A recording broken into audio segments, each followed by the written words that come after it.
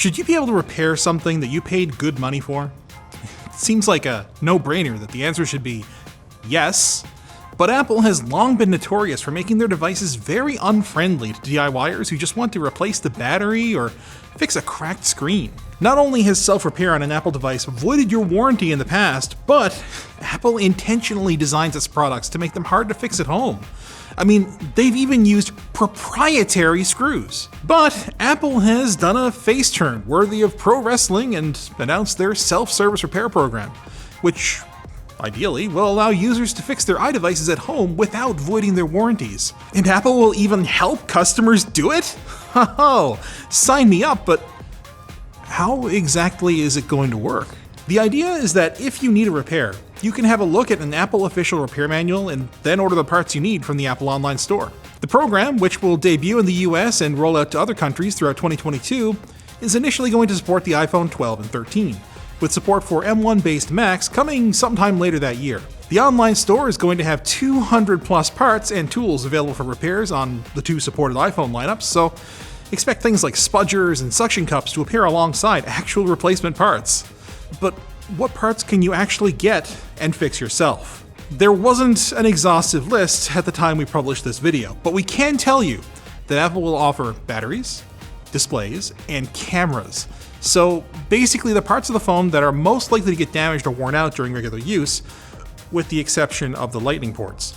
Which makes sense, especially as there's been a whole cottage industry around replacing broken and worn out iPhone screens and batteries for quite some time. Apple will also give you a credit towards the repair kits if you return your old part for recycling. Sounds like a pretty good deal to me, but what are the caveats? And why did Apple decide to change their mind on self-repair after all these years? We'll explain it after we thank Nexigo for sponsoring today's video. Nexigo is bringing wireless earbuds to the next level with their Air T2 earbuds. They won a CES 2022 Innovation Award in the headphones and personal audio category, and there's a good reason for it. These are the world's thinnest and lightest earbuds, with its case only being half an inch thick.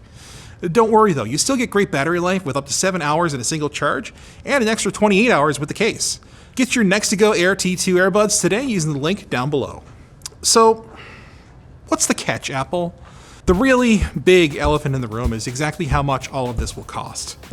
Apple is notorious for charging handsome sums to both buy their products and repair them later. And they're still encouraging most consumers to have their repairs handled by a professional anyway. So don't discount the possibility that Apple's pricing might push customers towards having Apple do the job anyway, especially once you factor in the time, effort, and risk involved in attempting a DIY fix.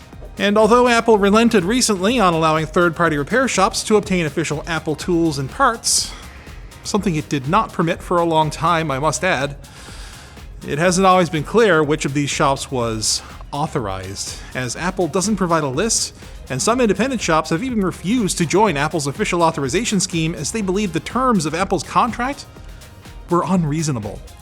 Combine that with Apple's history of crippling phone features if a user performs self-repair, and it's pretty clear that Apple hasn't exactly had the best track record of making things easy for folks who don't want to go through Apple itself for a repair job. But the hope is that this time, things will be different. Apple clearly isn't doing this out of the goodness of their own hearts, though, as the company is feeling mounting pressure from several governments to give electronics consumers a right to repair the gadgets they already own. Starting this program might help Apple get ahead of the ire of regulators if right-to-repair laws do get passed. But it remains to be seen just how accessible it will be to the average iPhone user, and if the company will end up supporting older products. Now, if you'll excuse me, I have to go try the back off of my iPod Classic. That battery ain't what it used to be. Thanks for watching, guys. Like, dislike, check out some of our other videos, comment with video suggestions, and don't forget to subscribe and follow.